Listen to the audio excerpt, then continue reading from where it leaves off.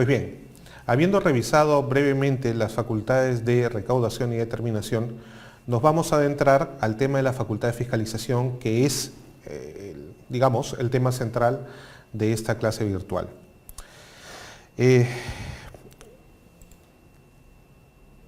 La primera imagen que quiero que tengan puede resultar graciosa, pero dado que estoy ahora en el lado oscuro, antes estaba en la luz con ustedes, pero ahora me salí al lado oscuro, quería transmitirles cuál era la sensación de la gente de afuera. No es una imagen grata la que tienen ustedes como auditores tributarios y sin embargo todo el mundo sabe la importancia del trabajo que realizan. La imagen nos refleja la sensación que tienen las áreas contables y financieras cuando llega alguna comunicación de la SUNAT vinculada a una acción de fiscalización. No seas obvio, Ramírez, ya todos sabemos que su departamento tiene auditoría esta semana. ¿Sí? En efecto, las áreas contables y las áreas financieras se sienten como blancos. Y es que el trabajo de ustedes no es una chamba sencilla, o sea, veámoslo en perspectiva.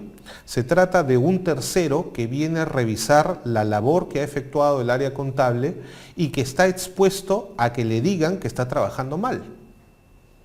Entonces, no esperen pues una gran bienvenida, más bien va a ser una bienvenida respetuosa, pero va a ser una bienvenida tensa. El tema que vamos a revisar ahora es cómo los alcances, límites, la discrecionalidad vinculada a la facultad de fiscalización que tiene la administración tributaria. Pero vamos partiendo de menos a más. El primero de los temas que quiero conversar con ustedes es el marco conceptual. Cuando hablamos de la facultad de fiscalización, lo que tenemos que tener en claro es que es una facultad ex post, es decir, que solamente se presenta luego de que hay algún acto por parte del deudor tributario o hay omisión de actos. O sea, nadie llega a una auditoría, a una verificación, a una fiscalización por no hacer nada. O sea, lo sabemos nosotros que hay poco más de 300 criterios de selección para seleccionar un contribuyente que va a ser auditado, pero de todas maneras, cualquiera de ellos fuere, la idea es que un contribuyente se hace visible ante la administración tributaria por algún motivo. Entonces, lo usual cuando hablamos de la facultad de fiscalización es que es una facultad que habilita a la SUNAT para verificar la correcta determinación de la obligación tributaria efectuada por el contribuyente.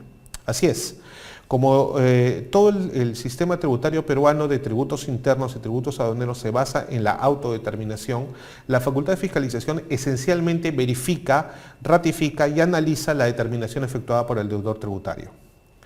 Pero también está habilitándola para realizar la determinación de oficio, la determinación administrativa, en caso que no se hubiese efectuado, en los casos de omisos a la presentación de las declaraciones juradas, pero también, escapándonos un poquito de la mera determinación de los tributos, nos permite verificar el cumplimiento de las obligaciones formales relacionadas con la deuda tributaria.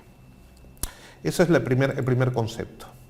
Si eso es así, entonces queda claro que el objetivo principal de la facultad de fiscalización es la de lograr el incremento sostenido en la recaudación tributaria mediante la generación efectiva de riesgo. Y este tema es gravitante. Es sabido que la administración tributaria no tiene hoy la cantidad de auditores que debería tener. Por tanto, el proceso de selección de los contribuyentes que van a ser auditados busca no solo determinar la obligación tributaria particular a cargo de ese contribuyente, sino la de crear un efecto rebote. Es decir, dar la señal de que se está tocando a ciertos contribuyentes y que esos contribuyentes pertenecen a un giro económico, a una actividad, a un rubro, y que ese contribuyente en particular, cuando llega a ser intervenido por parte de la SUNAT, comunicará a los de su sector, ¿verdad?, que la SUNAT ya les tocó, y eso genera el riesgo. La posibilidad real de que la administración tributaria llegue y determine deuda genera indirectamente la necesidad de revisar cómo está la situación tributaria de cada empresa, analizar si hay que hacer algunas rectificaciones, correcciones, algunos pagos de multas y eventualmente esa es la generación de riesgo que buscan las acciones de fiscalización. incentivar que los contribuyentes, en vista de lo que les ha pasado a otros deudores, evitar que les pase a ellos lo mismo, poniéndose en orden y corrigiendo el cumplimiento de sus obligaciones de manera voluntaria. Pero tenemos también, cuando hablamos de la facultad de fiscalización, algunos objetivos adicionales. El primero de ellos es incrementar el cumplimiento voluntario de obligaciones sustanciales y formales, precisamente y como consecuencia de la generación de riesgo. Además, que este es un tema que también está presionando mucho en estos días, incrementar el porcentaje de presión tributaria en relación con el PBI, es decir, recaudar más. ¿Ok? Y luego viene el tema de disminuir las brechas de inscripción, las brechas de declaración, la brecha de pago y la brecha de veracidad.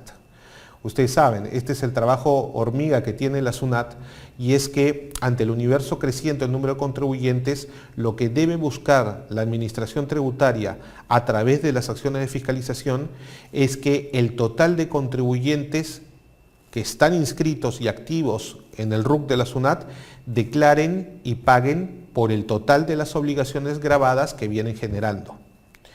Esa es la chamba principal y por eso se señala brecha de inscripción. Deben estar inscritos todos los contribuyentes que deberían estarlo. La brecha de declaración, deben de presentar declaración jurada mensual y anual todos los contribuyentes que generan actividades gravadas que los obligan a declarar. La brecha de pago significa que los contribuyentes deben pagar el 100% del tributo por el 100% de las operaciones que deben gravar.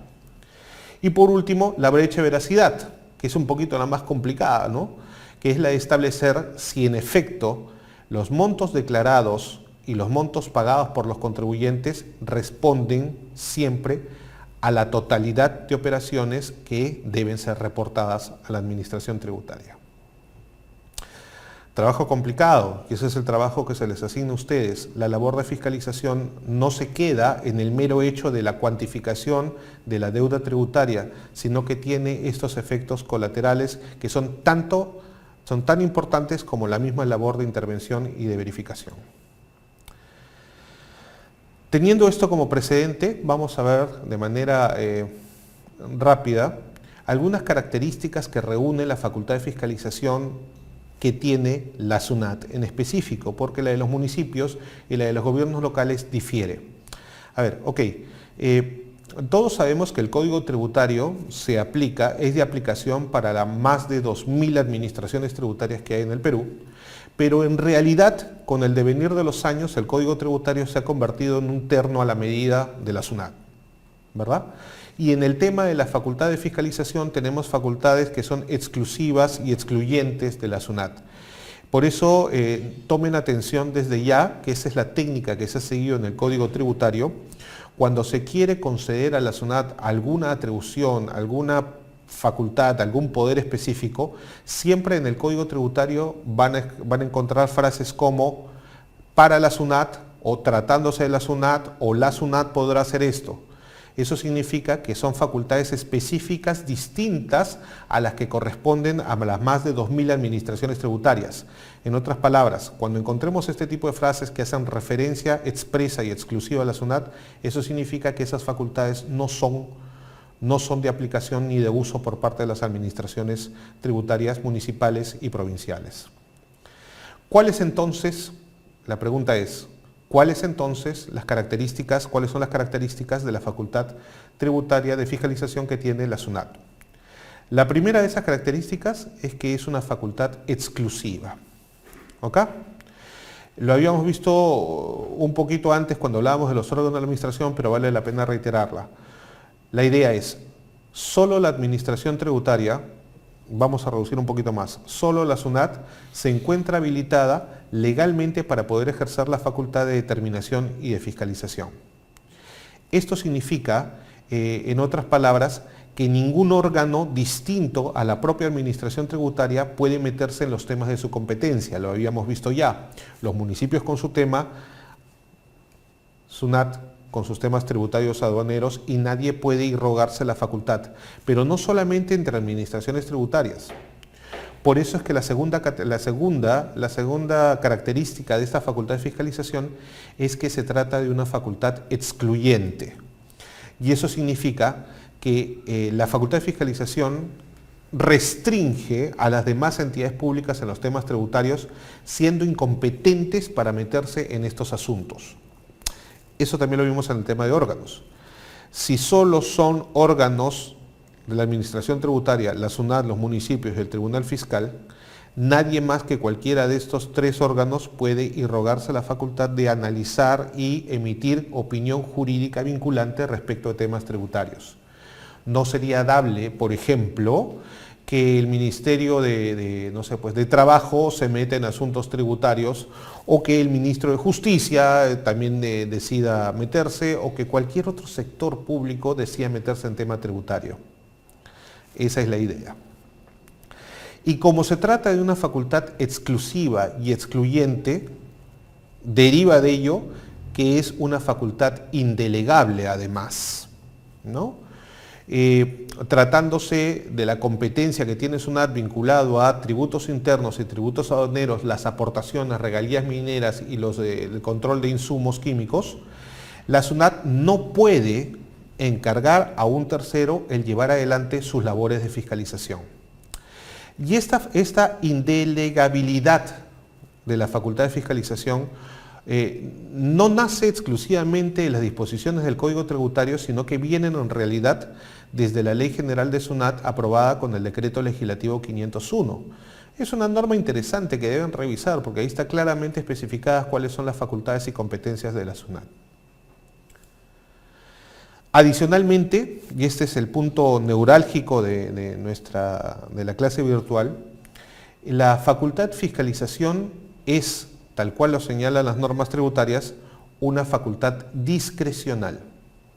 Y esto significa que el ejercicio de la facultad de fiscalización está supeditada o está condicionada a las necesidades y objetivos de la administración tributaria.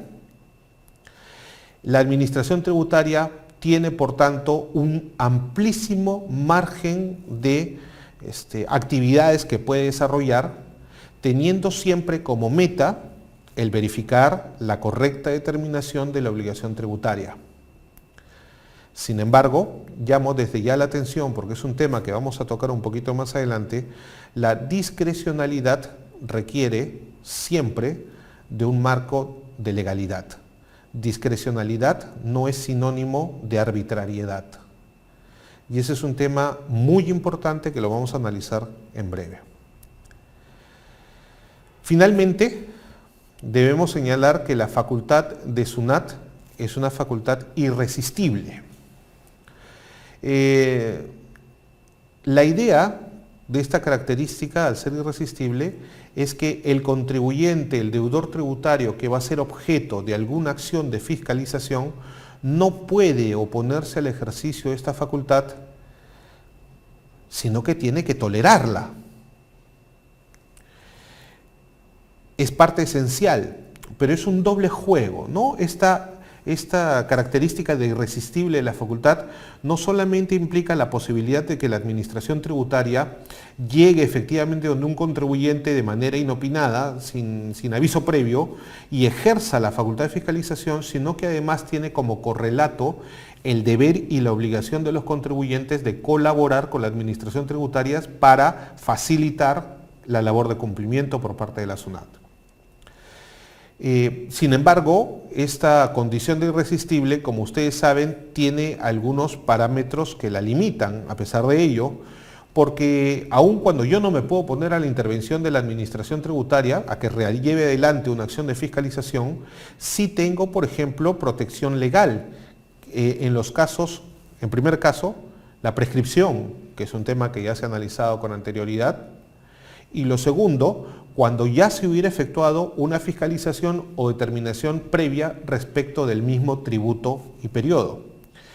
Como ustedes saben, la facultad de determinar deuda tributaria, de hacer la fiscalización, es única, ¿verdad? Solamente se puede hacer una única vez, salvo algunos casos de excepción que veremos, pero normalmente es solamente una vez.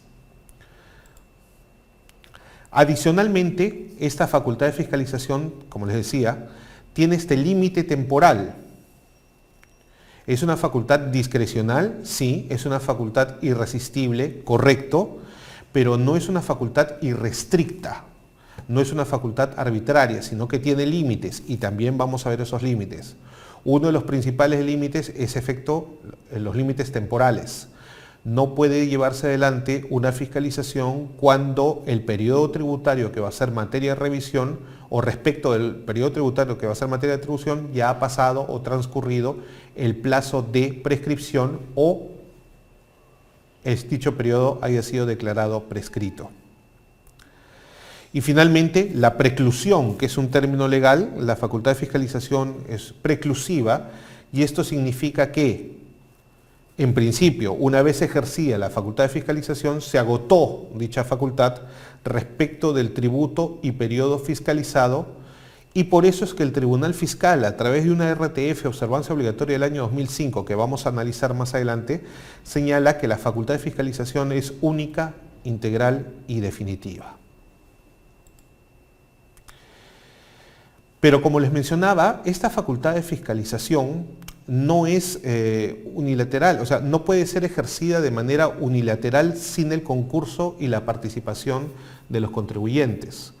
Y eso está perfectamente establecido, lo tiene perfectamente claro el Tribunal Fiscal desde hace un montón de años. No solamente porque está normativamente regulado en el Código Tributario, sino porque la lógica del mecanismo de una fiscalización y de una auditoría es precisamente que para que ella se lleve adelante sin problemas haya comunicación y haya participación directa por parte del contribuyente. En la diapositiva pueden ver ustedes que hago referencia a dos RTFs, la 1010 de la Sala 2 del año 2000 y la 512 de la Sala 4 del año 2002. El criterio expuesto por el Tribunal Fiscal desde aquellos años es bastante sencillo y directo. Cito: la facultad de fiscalización es el poder que goza la administración tributaria según ley, con la finalidad de comprobar el cumplimiento de las obligaciones y la procedencia de beneficios tributarios. Supone la existencia del deber de los deudores tributarios y terceros de realizar las prestaciones establecidas legalmente para hacer posible esa comprobación. Deber de colaborar por parte del deudor tributario para con la administración tributaria. Y esto es interesante porque fíjense ustedes, el Tribunal Fiscal reconoce que en efecto la facultad de fiscalización se ejerce en plenitud cuando existe esta dualidad, cuando existe la participación de estos dos sujetos, por un lado la administración tributaria y por otro lado el deudor tributario que colabora con la primera. Si revisamos las normas ya vinculadas a fiscalización, encontramos que el artículo 61 del Código Tributario, en su primer párrafo, nos dice: la determinación de la obligación tributaria efectuada por el deudor tributario está sujeta a fiscalización o verificación por la administración tributaria, la que podrá modificarla cuando constate la omisión o inexactitud en la información proporcionada, emitiendo la resolución de determinación, orden de pago o resolución de multa. Esta es la facultad general, o sea, la autodeterminación efectuada por el contribuyente, en principio, en base a normas constitucionales y administrativas, goza de la presunción de veracidad, es decir, lo declarado por el contribuyente se presume cierto. Precisamente por eso, en el Código Tributario, a las declaraciones que presenta el contribuyente le da el valor de declaración jurada, porque presume que todo lo consignado en esas declaraciones, en esos PET, es cierto. Sin embargo, ello no significa que la administración tributaria no tenga la facultad de verificar y corroborar si lo determinado es cierto o no. Eso es lo que regula el artículo 61 del Código Tributario.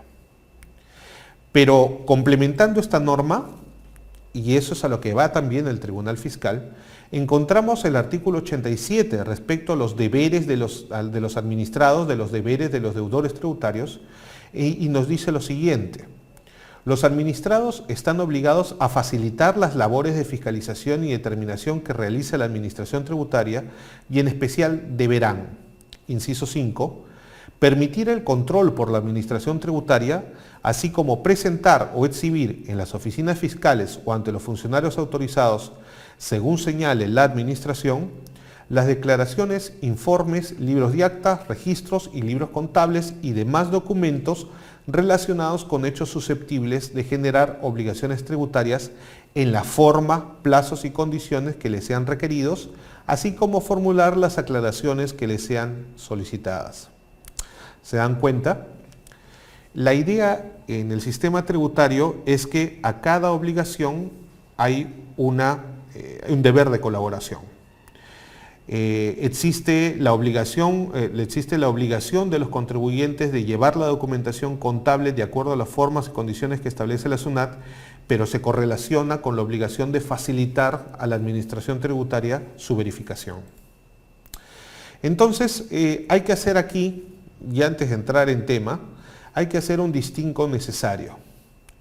No es lo mismo facultad de fiscalización del procedimiento de fiscalización o auditoría. ¿Ok? Cuando hablamos entonces de facultad de fiscalización, nos estamos refiriendo a este conjunto, a este universo de poderes y atribuciones legales que cuenta la Administración Tributaria para llevar adelante esa fiscalización o esa verificación de las obligaciones tributarias autodeclaradas por los contribuyentes.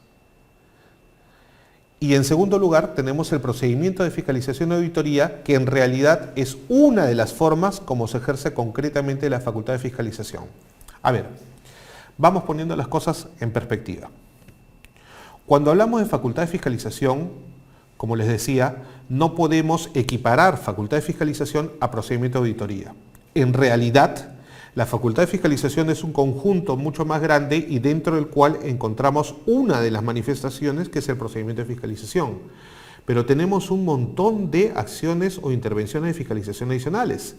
Tenemos, por ejemplo, la verificación de emisión de comprobantes de pago, las actuaciones de los fedatarios, tenemos el control caminero, el control urbano, control de carreteras, lo que conocemos como control móvil. Tenemos adicionalmente las intervenciones especiales, por ejemplo, tipo punto fijo, tipo tomas de inventario, en donde, si se dan cuenta, no hay una determinación de la obligación tributaria, pero sí se genera este factor de riesgo. Tengo a la SUNAT en mi empresa y está en este momento verificando cuánto estoy boleteando. Pucha, este mes vamos a tener que declarar todo. Ya se produjo la generación de riesgo. Más adelante está control móvil, está la camioneta de SUNAT, está la garita de SUNAT. ¿Y ahora qué hacemos? Nada, no tenemos forma de retroceder, hay que tirar para adelante, generar riesgo. Pero como les digo, estas intervenciones, las actuaciones de los fedatarios, las actuaciones de los verificadores, las actuaciones de los auditores cuando llevan adelante estas diligencias especiales como toma de inventario, como inspecciones, no buscan necesariamente la determinación de una obligación tributaria, sino que lo que buscan es generar riesgo. Distinto el caso del procedimiento de fiscalización, en donde sí, su finalidad por esencia es precisamente verificar si la determinación de la obligación tributaria a cargo del deudor ha sido correcta o no. ¿Y qué pasa con la verificación? ¿No? Porque el artículo 61 nos habla de fiscalización o verificación. Entonces la pregunta es, ¿qué pasa con la verificación? De acuerdo al diccionario de la Real Academia de la Lengua Española, verificación es la acción de verificar, de comprobar la verdad, íntimamente vinculada con la fiscalización. Sin embargo, operativamente hablando, la SUNAT trata a la verificación como una acción menor, una acción que no busca ni tiene el alcance de una fiscalización propiamente dicha, sino que se limita a corroborar cómo es que se viene trabajando o cómo es que el contribuyente realiza operaciones de determinados aspectos, normalmente de índole formal. ¿Ya? Es necesario, por eso viene la pregunta, ¿no? ¿Podrá modificarse la determinación efectuada por el deudor tributario cuando se realiza una verificación? La respuesta legal es sí. Sin embargo, lo que encontramos es que operativamente desde hace varios años, en realidad, cuando se trata de una verificación, la Administración Tributaria viene trabajándolo de una manera más light, de una manera más sencilla, en donde lo que busca es inducir a los contribuyentes a corregir aquellas actuaciones que puedan estar no acordes a las normas tributarias, y lo que busca es generar conciencia y riesgo también para que no vuelvan a errar en sus formas de proceder. Sin embargo, legalmente hablando, sí podrían las verificaciones modificar la determinación efectuada por el deudor tributario cuando, como resultado precisamente de la verificación, se encuentran o se pueden formular reparos e inconsistencias que deben ser corregidos por parte del contribuyente. Entonces, metiéndonos en tema. Dado que la facultad de fiscalización, en este momento me quiero centrar y concentrar en lo que es el procedimiento de fiscalización, es necesario tener en cuenta cuál es la definición, para que quede perfectamente claro, cuál es la definición que nos proporciona el reglamento del procedimiento de fiscalización, el Decreto Supremo 085/2007-EF. En el artículo 1, en las definiciones de este Decreto Supremo, nos dice: el procedimiento de fiscalización es aquel mediante el cual la SUNAT comprueba la correcta determinación de la obligación tributaria, incluyendo la obligación tributaria aduanera, así como el cumplimiento de obligaciones formales relacionadas a ellas, y que culmina con la notificación de la resolución de determinación y, de ser el caso, de las resoluciones de multa que correspondan por las infracciones que se detecten en el referido procedimiento. Me detengo en este primer párrafo. De acá sale una regla de oro que no puede ser dejada de lado. Y esta es que en todo procedimiento de fiscalización acaba necesaria e iludiblemente con la notificación de una resolución de determinación y las multas que hayan. No puede haber, y me reitero en este caso, no puede haber entonces un procedimiento de fiscalización que no concluya con una resolución de determinación. Esto inclusive y aun cuando durante el procedimiento de fiscalización el contribuyente haya voluntariamente o inducido por el auditor aceptado los reparos y haya procedido a rectificar sus declaraciones juradas, en cuyo caso se emitirán las órdenes de pago. Pero aún en este supuesto, con rectificatoria más emisión de orden de pago, obligatoriamente tienen que notificarse las resoluciones de determinación, puesto que este es el documento por el cual se concluye con el procedimiento. Más claro, mientras no se emitan y notifiquen las resoluciones de determinación, el procedimiento de auditoría sigue abierto y vigente. Por tanto, desterremos de una vez esa idea acerca de la cual basta la emisión de órdenes de pago, basta el cierre de los requerimientos y muchas gracias, me voy. No, no es así. Hay resoluciones del Tribunal Fiscal en donde precisan ese tema, señalando que la no notificación de la RD trae como consecuencia que el procedimiento de auditoría siga abierto.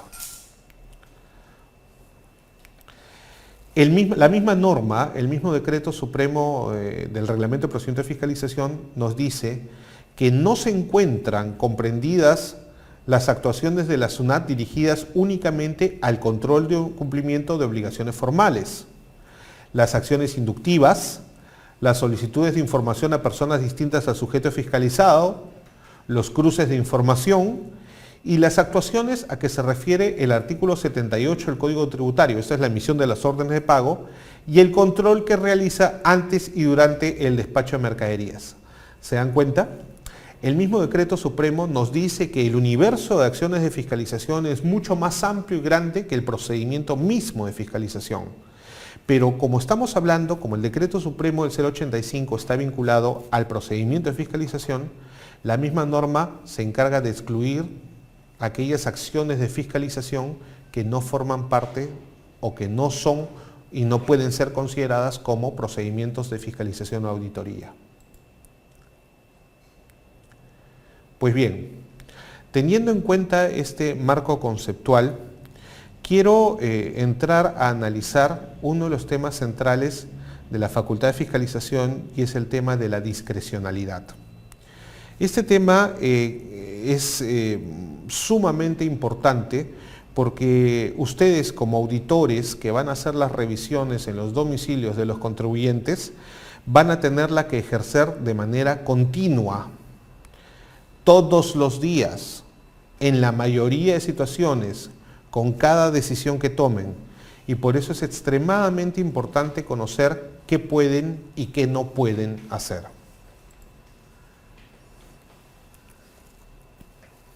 La idea es la siguiente. Me voy a poner un poco legal, voy a entrar en el ámbito legal. Nuestra Constitución garantiza nuestras libertades individuales y personales y establece cuál es el ámbito de nuestra libertad como personas.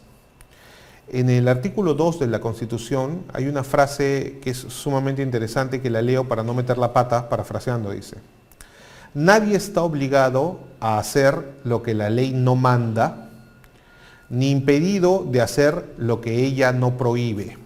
De nuevo, nadie está obligado a hacer lo que la ley no manda, ni impedido de hacer lo que ella no prohíbe. En otras palabras, esta es la extensión de nuestra libertad individual como personas.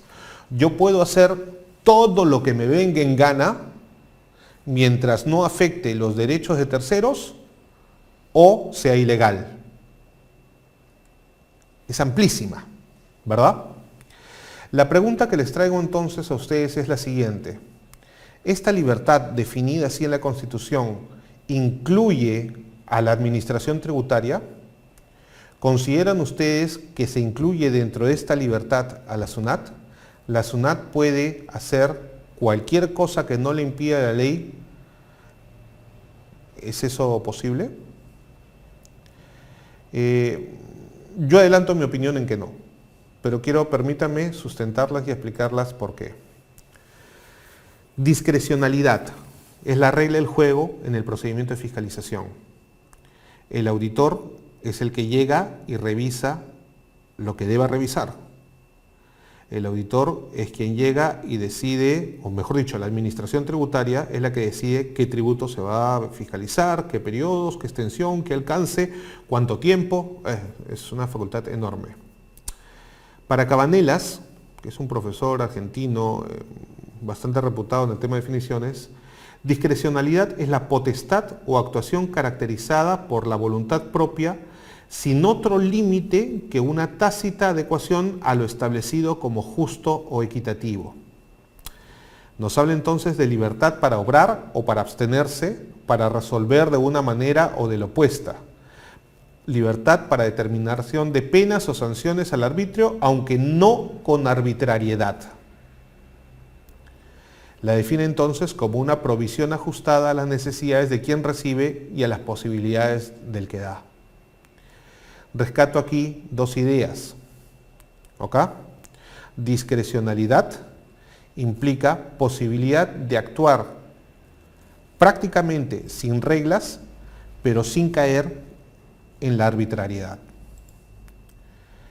Marco Cabrera y Rosa Quintana, otros profesores extranjeros, al preguntarse sobre qué cosa es discrecionalidad, dan un significado sumamente sencillo y nos dice que la discrecionalidad significa que se hace libre y prudencialmente.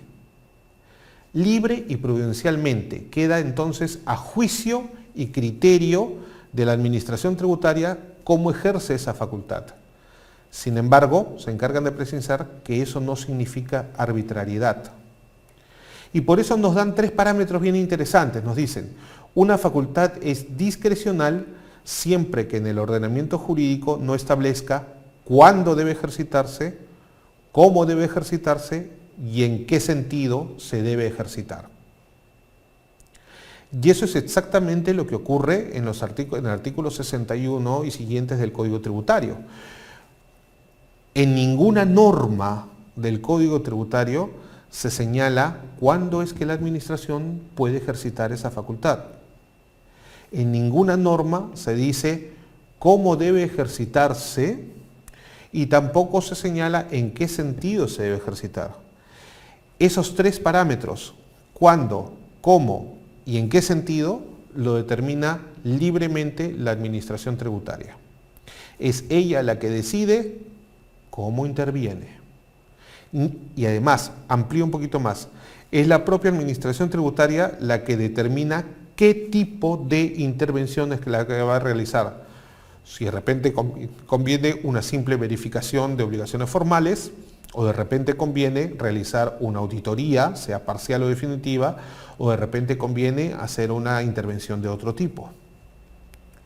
Ese es un análisis que corresponde a la propia administración tributaria. Si nos vamos al diccionario de la Real Academia de la Lengua Española, discrecional significa que se hace libre y prudencialmente. ¿Ok? La misma idea. Pero nos da una segunda definición bien interesante. Dice, discrecional se dice de la potestad gubernativa en las funciones de su competencia que no están regladas. ¿Verdad? Y eso es exactamente lo que ocurre.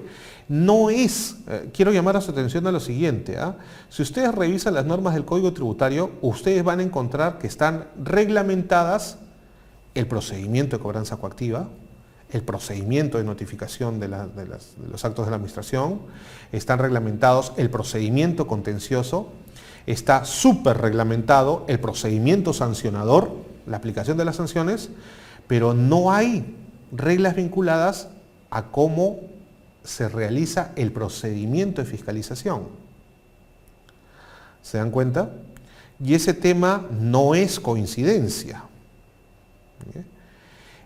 Con conocimiento de causa les digo que la SUNAT ha resistido siempre y al pie del cañón a cualquier norma que intente reglamentar el procedimiento de fiscalización.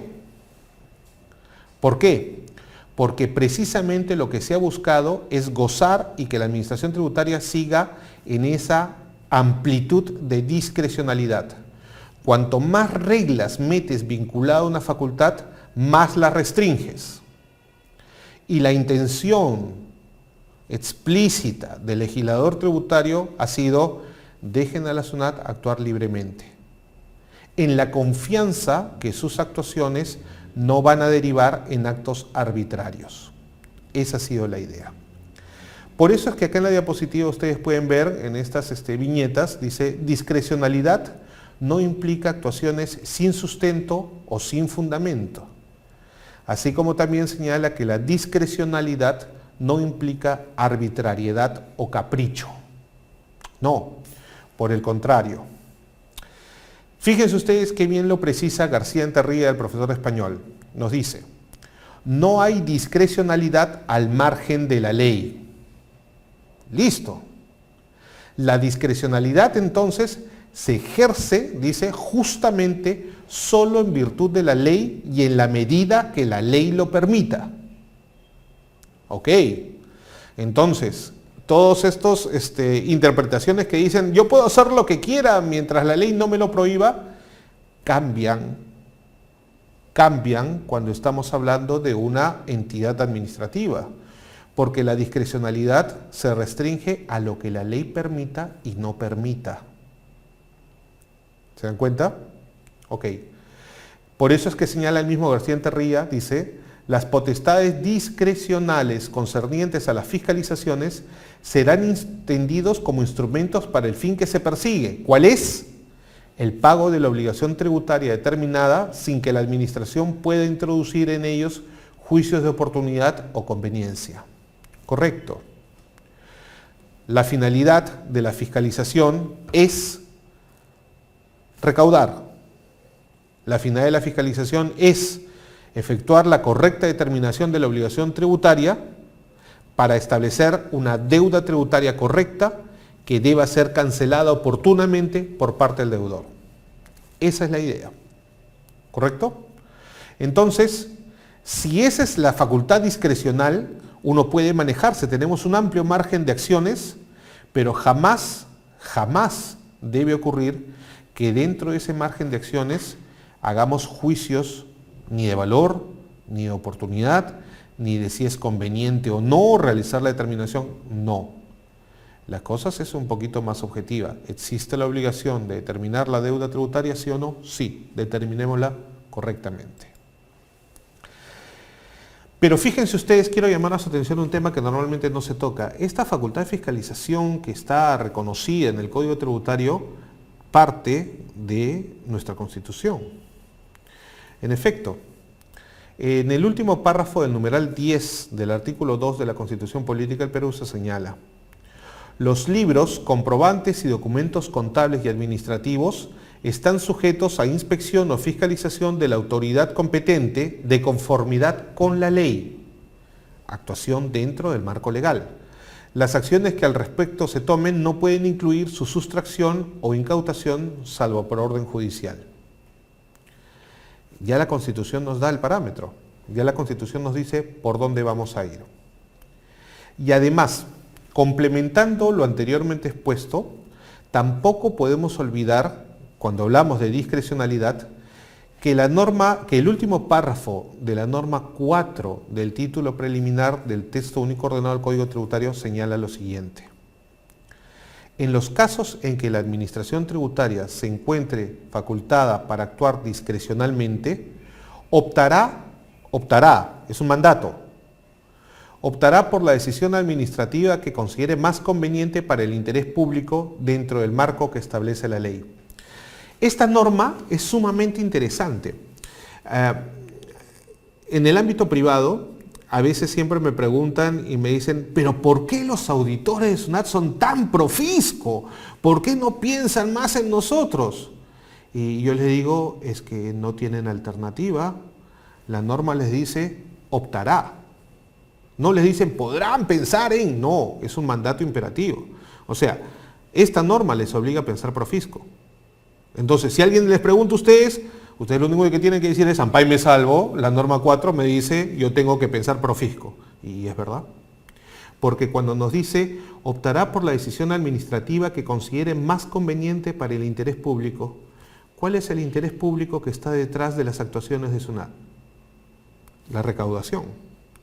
Y como se trata de proteger la recaudación, las decisiones en el ejercicio de estas facultades discrecionales como la de fiscalización requieren necesariamente pensar en proteger la recaudación y por eso hay que pensar pro fisco. ¿Ok? Perfecto. Entonces, para concluir con esta parte, si la discrecionalidad se ejerce dentro del marco legal, o sea, si la discrecionalidad implica que solo se puede hacer lo que las normas tributarias autorizan, ni más ni menos, en realidad, para la administración pública, en concreto para la SUNAT, no le es de aplicación esa norma que sí nos es de aplicación para nosotros como personas naturales, la posibilidad de hacer todo lo que querramos mientras no afectemos derechos de terceros o mientras no hagamos un acto ilícito. La administración tributaria, y por eso es la imagen que tengo en la diapositiva, las actuaciones de la administración tributaria están reguladas o son como las vías férreas de un tren. El tren tiene una ruta que seguir. A lo largo del camino podrá haber algunas variaciones de ruta, pero solamente puede tomar los caminos que están previamente habilitados en la ley. No puede escaparse a ninguna otra actuación. De repente se abre ese camino, esa vía férrea en 4 caminos más, pues podrá, dentro de su discrecionalidad, optar por el camino 1, el 2, el 3 o el 4. Pero no puede abrir un camino 5, porque la ley no se lo faculta. Esa es la idea, ¿ok? Debemos recordar, hacer de más en el ámbito administrativo puede conllevar al abuso de autoridad. Y si hacemos de menos, también en el ámbito administrativo, puede implicar la omisión de funciones. Abuso de autoridad, delito. Omisión de funciones, delito. Entonces, si por izquierda y por derecha tenemos delito, eso significa que la actuación tributaria y administrativa debe estar perfectamente encauzada dentro de las facultades legales que nos ha conferido la ley. Ni más ni menos. Esa es la idea. Entonces, volviendo a este tema, alcance de la discrecionalidad, que era la primera diapositiva de este tema. Cuando la Constitución establece que nadie está obligado a hacer lo que la ley no manda, ni impedido de hacer lo que ella no prohíbe, ahora entendemos por qué, les decía yo, que esta discrecionalidad, esta amplitud, esta libertad no es de aplicación para la SUNAT, es para nosotros como personas naturales. En general, no solo la SUNAT, la administración pública de la cual forma parte la SUNAT solo puede hacer lo que la ley le manda, ni más ni menos. De nuevo, si hace de más es abuso de autoridad y eso es delito, y si hace de menos eso es omisión de funciones y también es delito. Recuerden la idea de las vías férreas. Es un camino ya trazado que puede abrirse en varios caminos, pero nunca vamos a poder crear uno distinto al que ya está previamente establecido. ¿De acuerdo? Ese es el alcance de la discrecionalidad. Entonces, cerrando este tema y de manera rápida, operativamente hablando, cuando hablamos de alcance de la discrecionalidad, de acuerdo a la Facultad de Fiscalización, la SUNAT cuenta con la libre elección del tipo de intervención que realizará ante cualquier contribuyente. Libre elección para seleccionar a los deudores tributarios que serán objeto de alguna acción de fiscalización. Libre elección para decidir el alcance de las acciones de fiscalización y libre elección para seleccionar los sectores económicos, actividades u ocupaciones que tengan importancia fiscal, interés fiscal. Esta facultad de fiscalización también implica la libre elección para establecer los métodos y programas de intervención y de fiscalización. De hecho, la SUNAT es una experta diseñando programas de fiscalización. Libre elección para decidir cuándo es que se realizará la intervención por parte de la SUNAT, claro está, tomando en cuenta las normas sobre prescripción que ya han visto antes. Es libre también para establecer el tiempo que dure la intervención. Claro, tratándose del procedimiento de fiscalización, hay que tomar en cuenta los plazos que están en el artículo 61 y 62A del propio Código Tributario. Y por último, es libre para ejercer cualquiera de las facultades que está en el artículo 62. Esta libertad es a lo que me refería cuando veíamos las características y decimos que es irresistible. La característica de lo irresistible implica que los deudores tributarios no nos podemos oponer al ejercicio de esa facultad discrecional. Finalmente, dentro del procedimiento de fiscalización, ya en concreto, esta libre elección, este alcance de la discrecionalidad, le permite a cada uno de ustedes, como auditores tributarios, establecer qué documentación será requerida siempre que tenga incidencia con la determinación de la obligación tributaria. Ese es un tema que conversaremos en la clase práctica, en la clase presencial. Libertad para decidir el tipo de pruebas que se actuarán durante el procedimiento de fiscalización. También, como auditores, ustedes tienen libertad para determinar cuántos requerimientos serán notificados durante el procedimiento de fiscalización. A pesar de lo que les digan, en realidad legalmente no hay un límite. Lo que pasa es que operativamente, internamente, por procedimientos internos, por normas internas, se establecen ciertas restricciones, pero la ley no establece un número máximo. Y por supuesto, dentro del procedimiento de fiscalización, esta discrecionalidad permite a la administración tributaria centrar su actuación en ciertas operaciones o temas relevantes para el tipo de contribuyente, lo que conocemos como los puntos críticos, ¿verdad? Por el tiempo que se asigna al desarrollo de una auditoría, sea parcial o definitiva, es sumamente complicado que se pueda ver el 100% de las operaciones vinculadas al periodo de materia de revisión. Es más, como ustedes saben, previo al procedimiento de fiscalización se hace el trabajo interno y ahí es donde se seleccionan y se establecen por dónde va a ir la administración tributaria, cuáles son los temas de interés fiscal, cuáles son los puntos críticos que se deben revisar. Y eso dependerá del tipo de contribuyente, de la actividad económica, del tamaño del contribuyente, de sus antecedentes tributarios. ¿Verdad? Todo eso forma parte de la discrecionalidad. Finalmente, 3 libertades operativas más. para decidir discrecionalidad, para decidir si la intervención se limitará a auditorías parciales o auditorías definitivas, pudiendo inclusive, como lo vamos a ver un poquito más adelante, que la administración tributaria empiece por una auditoría parcial y luego decida migrar a una definitiva.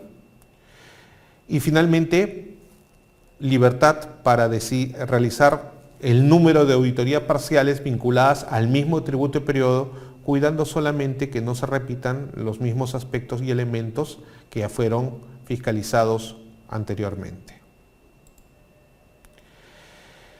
Y como colofón, como cierre, un tema que nunca deben olvidar.